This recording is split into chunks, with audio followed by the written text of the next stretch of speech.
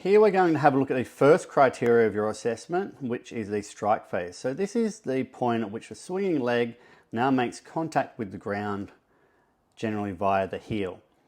Now we were looking to see whether you had lateral contact at the heel, that's outside edge, medial contact inside edge, or the center. Ideally, we're looking for posterior and lateral contact at the heel, so at the back and at the side. So we can see here, this is a talented young runner I've been working with for a while. We can see here, we would be pretty fair to say that this is lateral and posterior contact. This is on his left side. Now when we go to the right side, we can see that his contact now is much more medial. And we can see on this outside edge, the amount of distance between the ground and his foot. If we now take it into where he starts to load, we can also see this angle of the back of the heel here. We can see he's already in an everted pronated position. So he's hit that very early. And one of the reasons why looking at this strike phase is so important is because it really sets everything else up. If he's now in this pronated position, he essentially now cannot pronate his right foot. A few other things that you can look at here in terms of strike. We're ideally looking at the point of contact as having a straight knee. We're also looking to see the center of the mass start to shift over the leg that we're now striking with.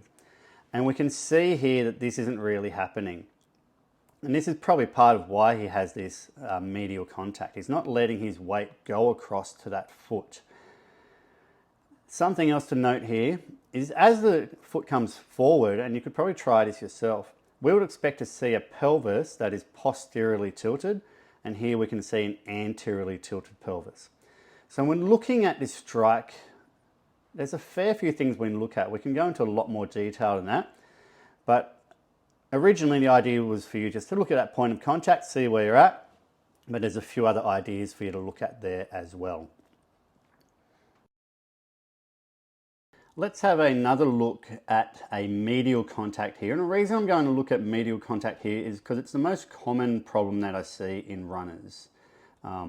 Interestingly, all of these examples here have presented with right knee pain.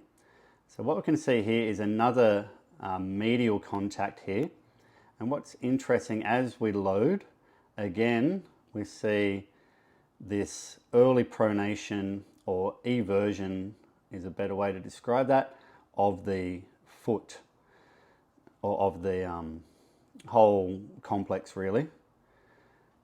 So we can also see here that this runner as well has failed to bring his center of mass over that foot that we're striking. We can see his right shoulder dropping here as a strategy to kind of try to bring his mass over this foot, but we can see he hasn't let his hip travel in that direction as we're loading into this.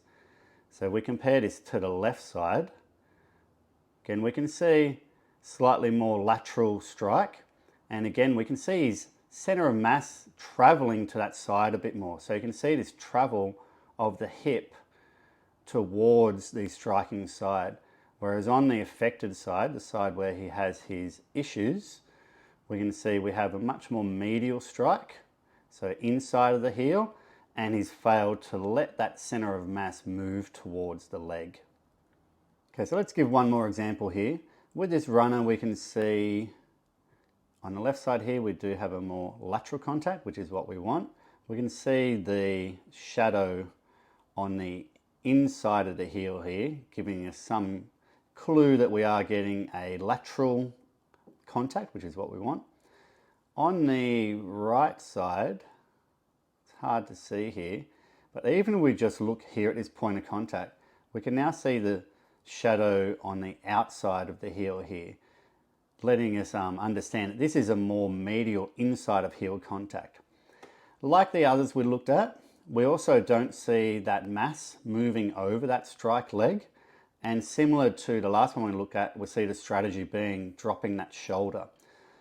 Now this doesn't necessarily mean this is the exact contact that we're going to see while we're running. Sometimes people argue, well, I'm a mid-foot, forefoot runner, whatever. What it does allow us to understand is how we're deciding our center of mass should move in regards to that strike leg. And this is usually where we see these problems set up both in walking and running. Interestingly, all three of these people looked at here have all presented with right knee issues.